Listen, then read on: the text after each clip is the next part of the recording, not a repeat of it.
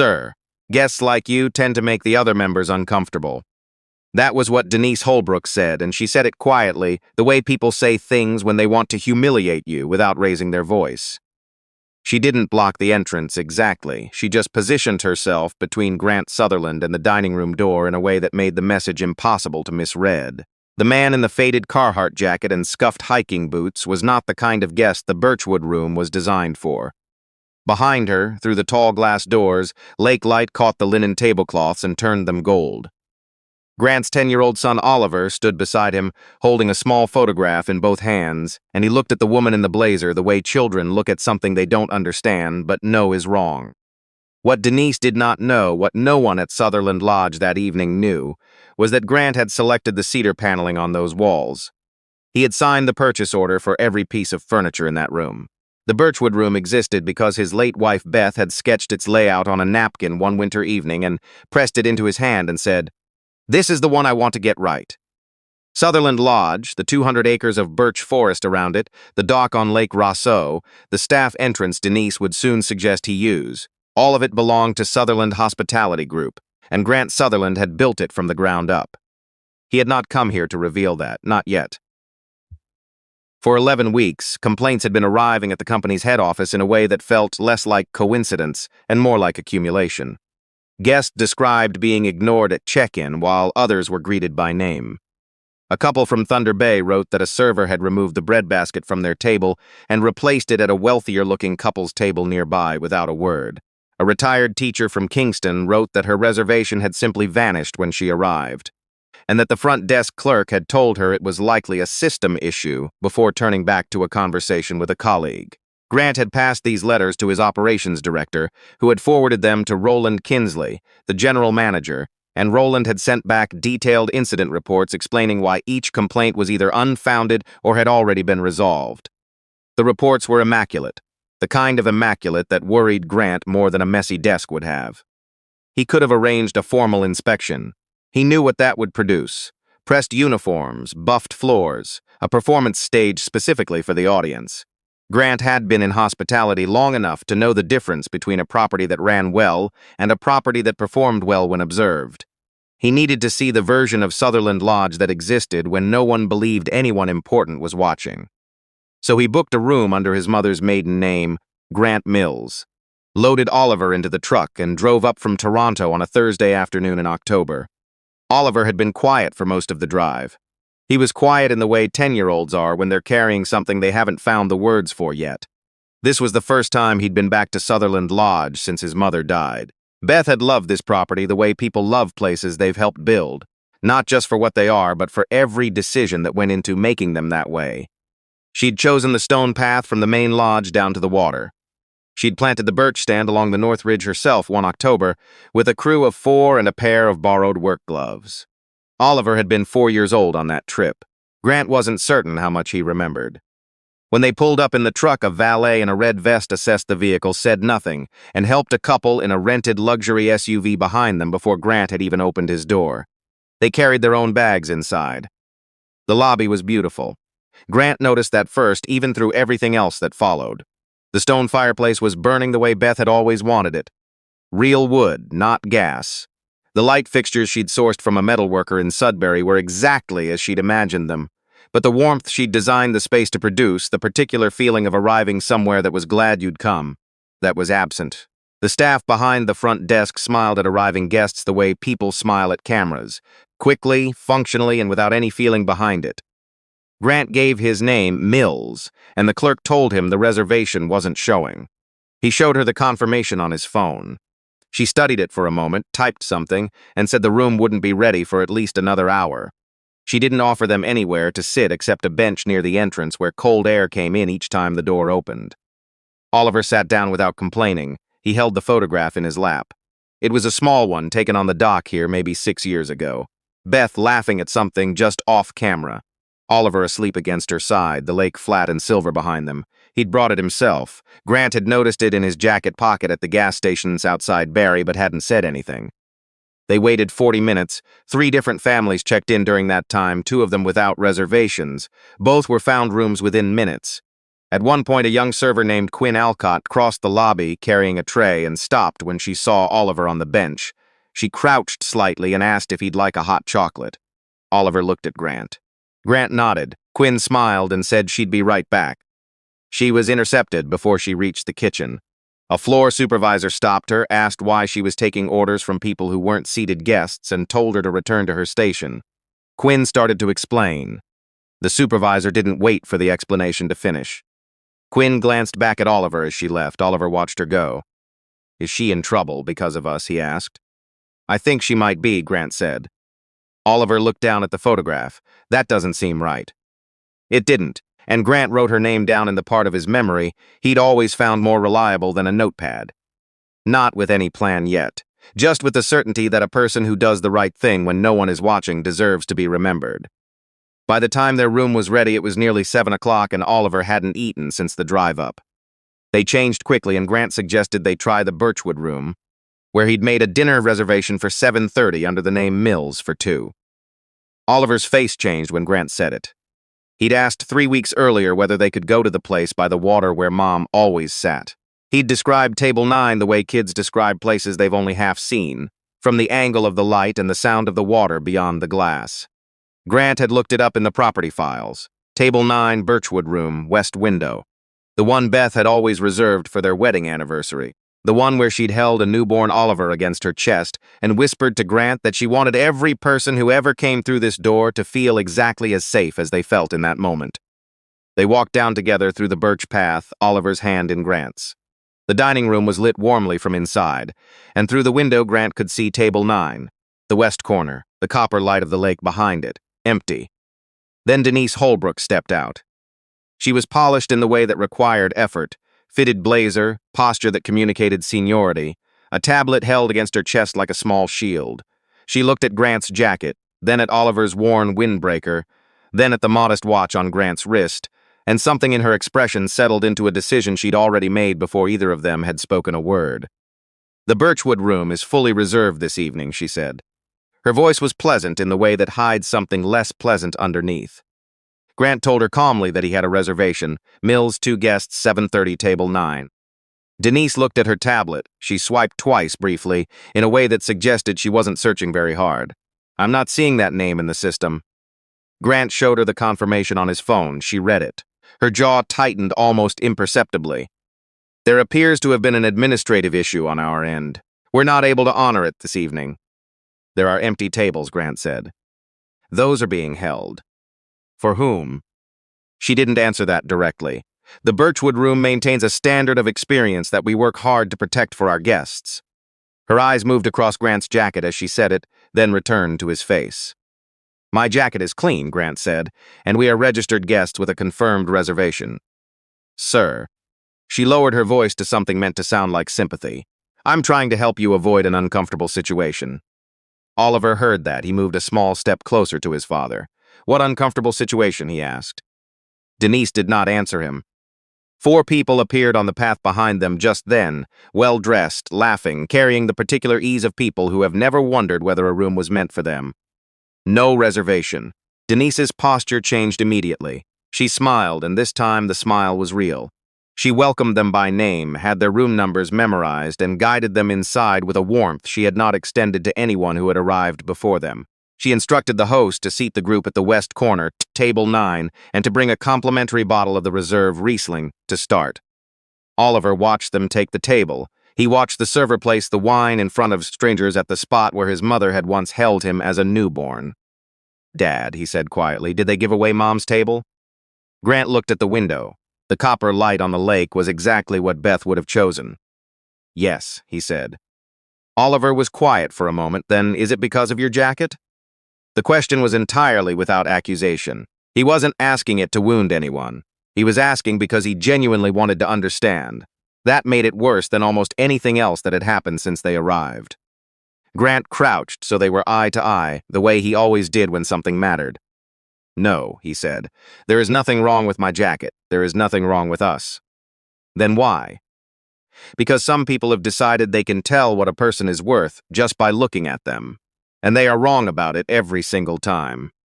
Oliver considered this. He looked through the glass at Table 9. Would they know they were wrong if they knew who you were?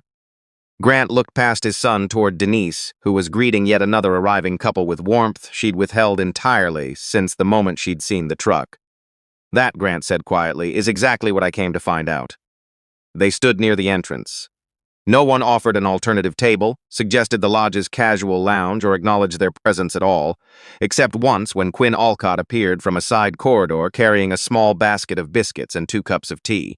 She had seen them from across the room and done the thing you do when you're more concerned about a 10-year-old going hungry than about the conversation waiting for you at the end of your shift. Oliver reached for the tea with both hands. Denise appeared within 30 seconds and removed the basket from Quinn's hands. Not roughly, but firmly, in the way people take things when they want to demonstrate that authority is the point. These weren't ordered, she said to Quinn. The boy has been waiting and hasn't eaten. Service in the Birchwood room is table service only. That is not a gray area. Quinn looked at Oliver. Oliver looked at the empty space where the biscuits had been. He's 10 years old, Quinn said. Denise handed the basket to a passing server. Return to your station. We'll speak about this later. She turned back to Grant, her voice settling into the register of someone offering a practical solution to a problem they consider already closed. There's a good option for you in the lodge pub. Casual, no reservation required, shorter walk. My reservation is for this dining room, Grant said. We've covered that. We haven't, actually. He kept his voice level. I'd like to speak with your general manager. She left without another word.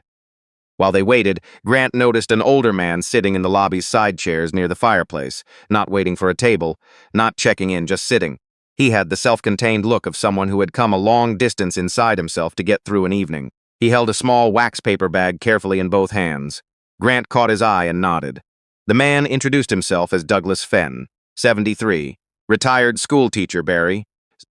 He and his wife Miriam had come to the Birchwood room every October for 19 years. Same week, same table, same meal. Smoked trout to start, then whatever the seasonal fish was. It had been her idea the first time. Douglas had thought the drive was too long and the prices too high. Miriam had told him that some things were worth the specific feeling of doing them right. They'd made it back every year until she died.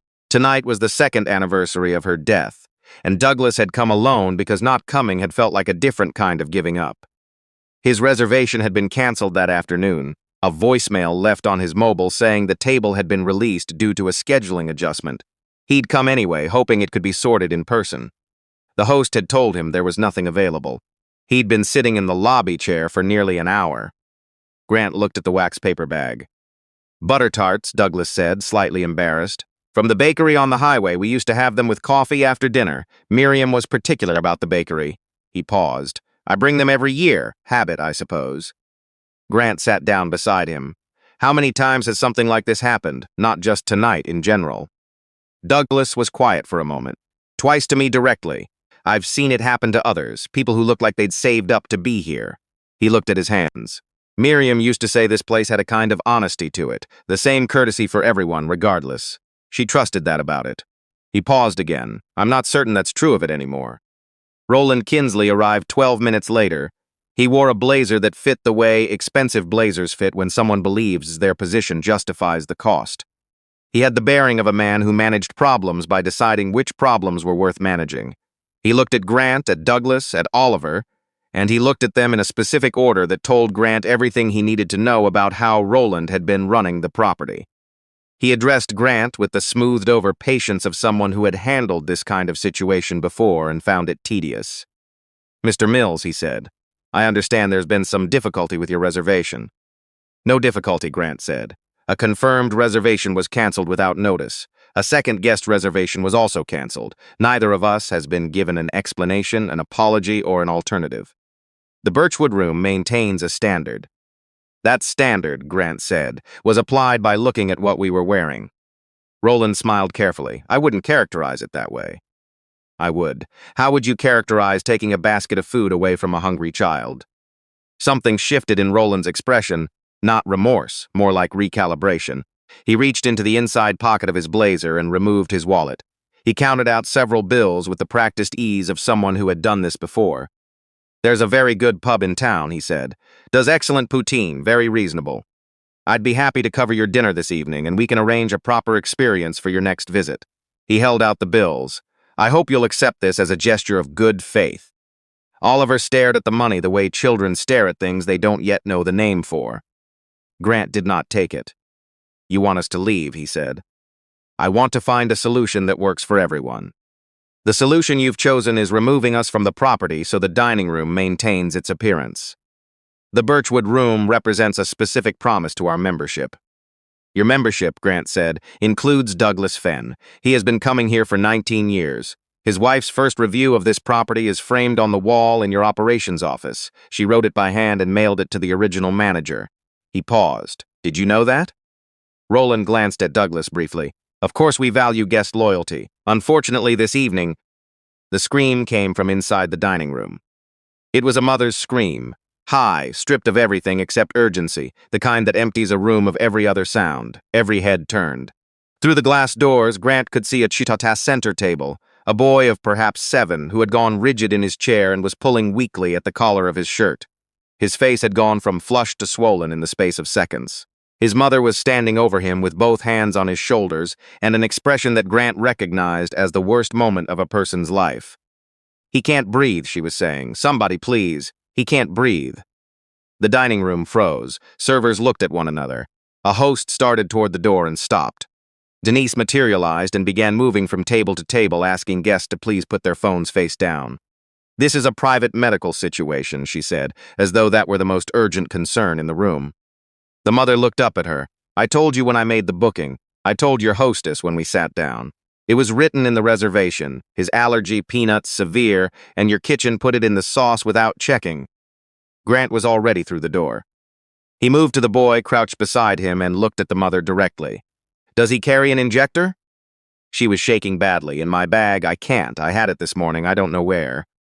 "Call 911, Grant said over his shoulder, loud enough to carry without shouting. Quinn already had her phone in her hand. He looked up at the nearest server. His voice was calm in the specific way that calm becomes a tool in certain rooms. "There is an emergency kit in the service station at the back of this room, lower cabinet, left side, below the wine storage rack. Go now." The server stared. "I don't think." Now.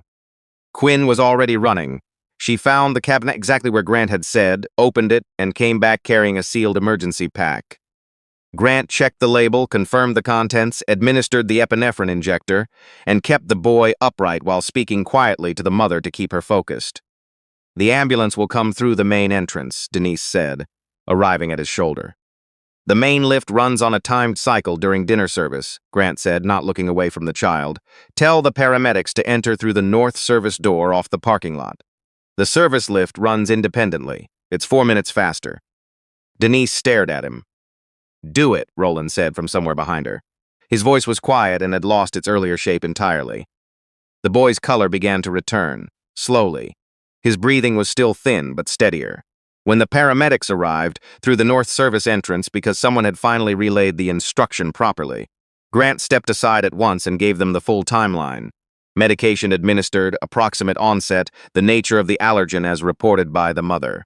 He cited the file locations in the property's emergency protocol system so the paramedics could coordinate with the building's safety officer. He knew where those files were because he had approved the emergency management framework himself, room by room the year the lodge opened. The mother gripped his arm before they wheeled her son to the lift. "You saved him." "The medication and the medical team saved him," Grant said. "Go with your son." When the service lift doors closed, the Birchwood room was very quiet. Roland Kinsley stood at the edge of the dining area. He was watching Grant with the particular stillness of a man who has understood something he should have understood much earlier, and is now calculating precisely how much that delay has cost him. "You knew where the emergency kit was," he said. "I installed that cabinet," Grant said. "You knew the lift schedule. I approved the maintenance contract. And the north service entrance?" "I drew the site plan," Grant said. The room held that for a moment. Quinn stood near the service station with her hands clasped together, very still. Douglas had followed them inside and was standing just beyond the doorway, still holding the wax paper bag of butter tarts. Denise's tablet had gone slack in her hands. On the wall beside the dining room entrance, there was a framed photograph that had hung there since the property's opening season. Formal, black and white, showing the ribbon cutting outside the main lodge doors. In it, a younger Grant stood beside a laughing woman with paint still on her jacket sleeve, who was holding a pair of oversized scissors with the look of someone who had never been more certain of anything in her life. The small engraved plate beneath it read, Grant and Beth Sutherland, founders, Sutherland Lodge, Lake Rosso. Denise looked from the photograph to the man standing in the center of her dining room. She looked for a long time. Oliver had come through the door quietly. He had been waiting just outside. He saw the photograph and walked toward it the way children walk toward things that contain their parents. Slowly, without hurry, as if the moment required that. He stood before it, then pointed at the woman with the scissors. "That's my mom," he said. His voice was entirely matter-of-fact, the way children are matter-of-fact about things that open a room up completely. Denise's tablet slipped from her hands and struck the floor. She did not reach down for it. The corporate audit team arrived through the North Service entrance just over half an hour later. Meredith Gould, Sutherland Hospitality's chief compliance officer, walked in with 4 members of the property review division and a legal assistant already carrying accordion folders. She crossed the room directly to Grant and told him that the reservation records, billing logs, staff communication archives, and camera footage had been secured as requested. She had been in the building since noon. Grant had suspected, 3 weeks earlier, that the property's internal reporting was being altered before submission to the corporate office. He'd asked Meredith to begin a quiet preservation of the original data before anyone at the lodge knew an audit was coming. She had started pulling files before Grant's truck had crossed the Gravenhurst town limits that afternoon. Roland absorbed this in stages. The first stage was denial, and Grant let him get through it before responding. The scope of this review, Grant said, includes the altered guest satisfaction scores submitted to head office over the past 2 quarters. The complaints removed from the digital system before weekly reports were filed. The staff training budget redirected into management performance bonuses. The employees whose shifts were cut after they raised concerns internally. He paused. And the allergy notification protocol that was shortened at the start of this season because Denise determined it slowed down table turnover. Meredith opened the first folder and began reading. The list took several minutes. Staff who had been at the property long enough watched it the way people watch something collapse, from a distance, with the particular expression of those who knew exactly when the cracks had started and had been told to pretend they hadn't. Roland made 3 attempts at partial accountability. Each one replaced deliberate choices, with phrases like poor communication and pressure from above. Grant did not raise his voice. He simply stopped accepting the replacements. "You are not sorry because a 10-year-old boy was turned away from a dinner table," Grant said at the end. "You are not sorry because Douglas Fenn drove 3 hours to sit at the table where his wife used to have dessert and was left in a lobby chair instead. You are not sorry because a child nearly stopped breathing after a warning written clearly in the reservation was ignored." He looked at Denise. "You are sorry because the person you spent this evening trying to remove from your property turns out to have the authority to hold you accountable. That is not remorse. That is arithmetic." Roland Kinsley and Denise Holbrook were escorted from the property that evening. The shift supervisors connected to falsified incident records were suspended pending the full review. Grant made it clear, before the room cleared, that accountability had a specific address. The people who had abused their positions, not every person who had been too afraid of losing theirs to speak up.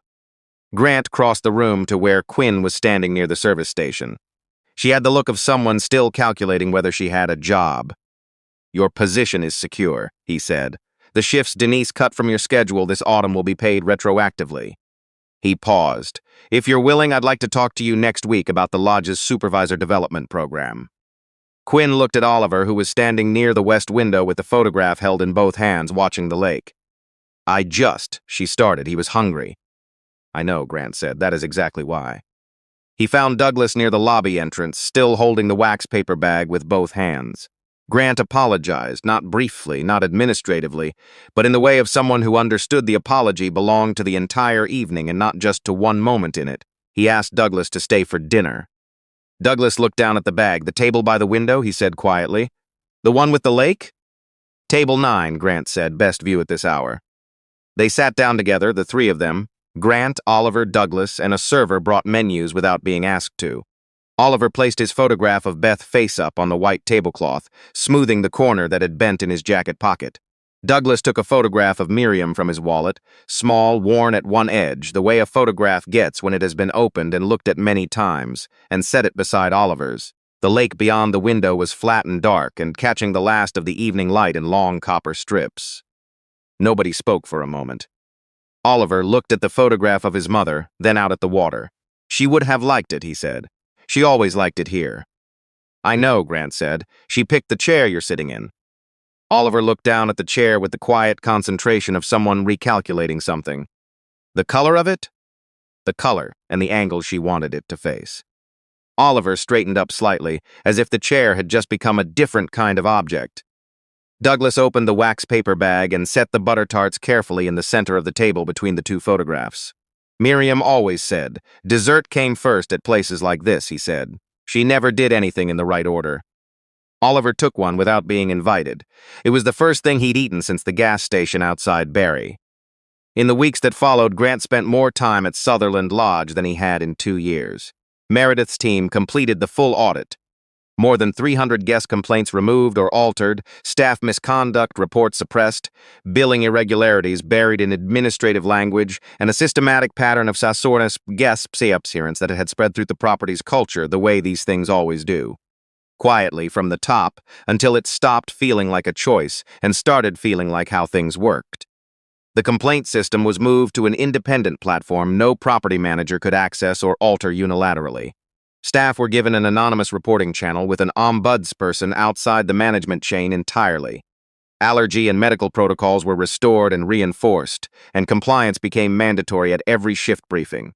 The performance review structure was redesigned so that management bonuses reflected verified guest feedback and confirmed employee satisfaction scores rather than internal reports that could be curated before submission. Grant also made one other change. The small private dining alcove at the north end of the Birchwood room, the one with the lake view through a wide, low window and the stone surround that Beth had chosen from a supplier's catalog one Sunday morning 12 years ago, pressing her finger against the page and saying simply, "That one," was given a name. A small brass plaque was mounted beside the door. It read, "The Beth Room," in honor of Beth Sutherland, who believed that the hospitality in this place had to begin with treating every person as though they were exactly who they were supposed to be. Quinn had written the wording in an email to Grant, offered hesitantly with a note saying he didn't have to use it. He kept it almost exactly as she'd written it. A year later, on a Thursday evening in October, a man came up the birch path to the Birchwood room carrying a toolbox and wearing a work shirt with a trades company logo on the chest. He had his daughter with him, maybe 8 years old, in a coat slightly too large for the weather. He stopped at the entrance the way people stop when they are not certain a room is meant for them, reading the light, reading the arrangement of furniture inside, calculating quietly whether any of it included someone like him. Quinn came to the door before he had a chance to turn around. "Welcome to Sutherland Lodge," she said. She held the door open wide. "Your table is right by the window, best view of the lake this time of evening." The man's shoulders came down a small degree. His daughter stepped inside and stopped to look at the stone fireplace, tilting her head back to take in the full height of it. Grant was sitting at table 9 with Oliver and saw the whole thing happen. He watched Quinn lead them to their seats. He watched the girl point at the stone fireplace, surround, and say something that made her father laugh. He watched a server bring bread to the table without being asked. The way Beth had always wanted it done, not as a transaction, but as the first thing. Before anything else, because people arrive hungry and that fact should be the very first thing a room responds to. Oliver was eating a butter tart. They brought them every time now. It had become a thing. She'd be glad about all of it, Oliver said. He wasn't looking at the room. He was looking at the photograph on the table. Grant followed his gaze. "I think so," he said. Oliver looked out at the window at the dark water and the last thin line of copper still holding at the horizon. "I think she'd mostly be glad you're here." Grant didn't answer right away. He looked at his son, at the photograph, at Quinn across the room explaining the evening's menu to a man in a work shirt, as though she had all the time in the world and there was nowhere else she needed to be. "Yeah," he said finally, "me too."